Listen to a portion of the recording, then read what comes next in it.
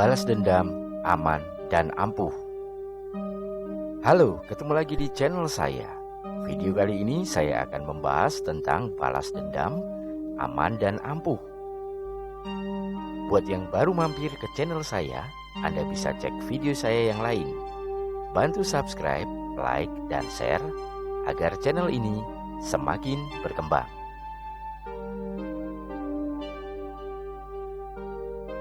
Setiap orang pasti tahu apa itu balas dendam. Siapapun orangnya, bagaimanapun karakternya, sifat balas dendam itu natural dan ada pada diri setiap manusia. Orang yang berkarakter negatif atau positif mengekspresikan balas dendam dengan cara mereka masing-masing. Balas dendam dilakukan untuk mencapai tujuan yang sangat berarti. Bahkan, memikirkan rencana balas dendam memberikan sebuah kepuasan atas rasa kecewa atau sakit hati yang dirasakan. Banyak orang pernah membayangkan pembalasan dendam pada orang-orang yang telah melukai. Ketika balas dendam dilakukan, ada semacam kelegaan.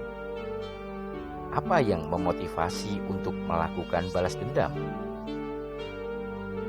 Para peneliti secara bertahap memperoleh sejumlah jawabannya, dan mereka menemukan bahwa balas dendam memiliki beberapa keuntungan yang tak terduga. Balas dendam merupakan sebuah pemicu emosional yang membangkitkan orang untuk bertindak demi mencapai kepuasan atau kelegaan atas hal yang telah terjadi yang membuat rasa sakit pada diri. Bermacam-macam tindakan balas dendam yang dilakukan orang-orang, mulai yang biasa saja sampai yang paling ekstrim. Mindset sangat berpengaruh pada perilaku balas dendam. Input yang diterima otak, baik secara verbal atau non-verbal, bisa mempengaruhi sampai menciptakan karakter pendendam. Walaupun tidak semua orang terpengaruh, namun sebagian besar sifat balas dendam tercipta karena input yang masuk ke otak. Ketika kita bertanya tentang untung atau ruginya, kita tidak akan mendapat jawaban yang tepat kalau momen pertanyaan itu disampaikan pada waktu yang tidak tepat. Ketika seseorang dalam keadaan emosi tinggi, pertanyaan itu tidak berarti sama sekali. Ada momen-momen yang tepat untuk berdiskusi tentang untung rugi dari sebuah tindakan balas dendam. Kali ini saya akan berbagi cara balas dendam aman dan ampuh. Yang pertama, ubah mindset. Mengubah mindset adalah kunci utama. Input yang dimasukkan ke dalam pikiran harus diganti. Yang semula balas dendam itu memuaskan, dihapus dan diganti dengan balas dendam merugikan. Balas dendam berdampak buruk. Balas dendam membuang energi. Balas dendam merusak pikiran. Selalu tanamkan itu dalam pikiran Anda tanpa perlu mengurai alasannya. Lakukan hal itu setiap saat, sampai input itu tersimpan kuat dalam memori pikiran Anda. Yang kedua, berdiskusi dengan orang yang tepat. Ketika Anda membutuhkan diskusi, cari orang yang tepat. Tidak harus pada sahabat atau keluarga. Orang di luar itu pun bisa menjadi alternatif. Setidaknya, Anda bisa berdiskusi kepada orang yang Anda anggap bijaksana. Mungkin guru Anda, teman sekantor, atau orang yang benar-benar Anda anggap bijaksana.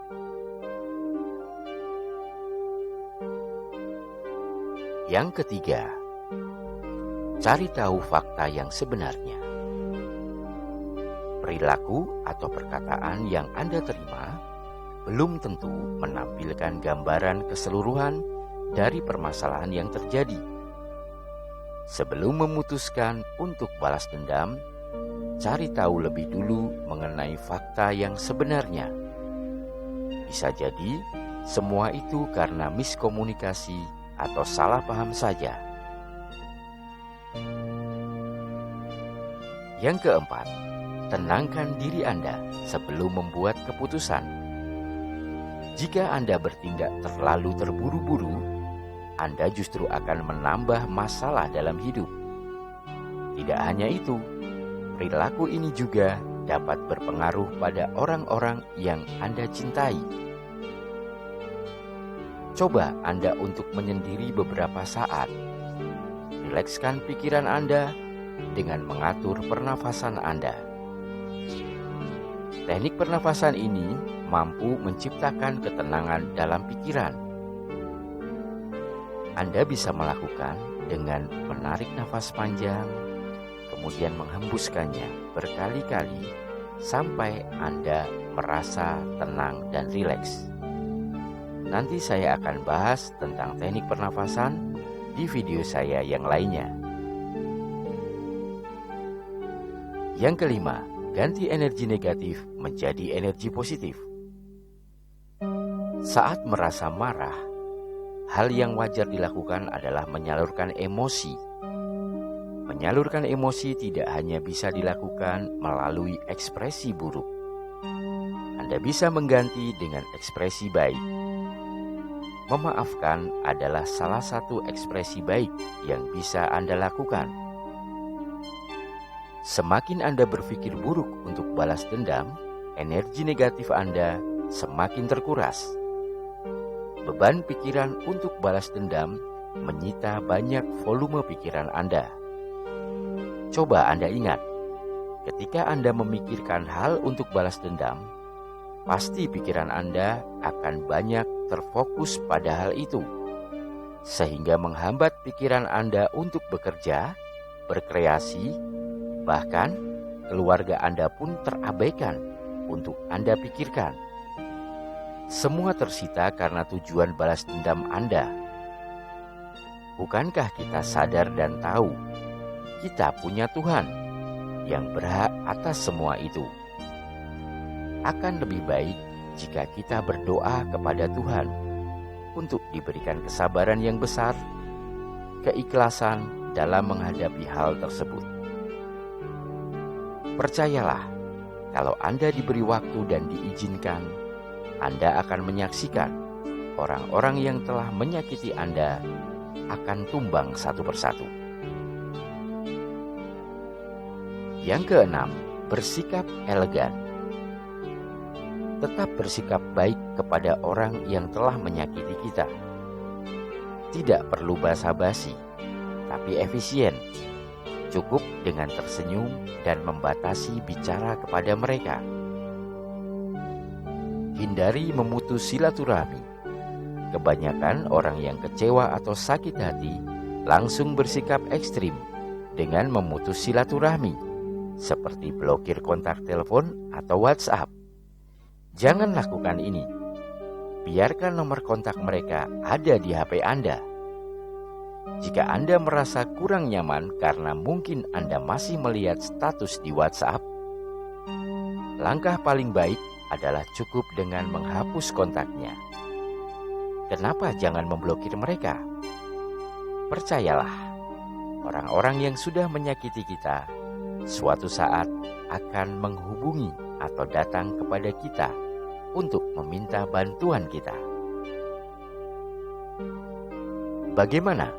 Apakah Anda setuju? Silahkan tinggalkan komen. Semua kembali kepada Anda masing-masing. Kunci dari semua itu adalah lakukan terus-menerus sampai menjadi kebiasaan. Otak manusia akan menerima kebiasaan itu, dan hasilnya Anda sendiri yang membuktikan dan merasakan. Sampai di sini video saya. Semoga bermanfaat. Bantu subscribe, like, dan share agar channel ini semakin berkembang. Sampai jumpa.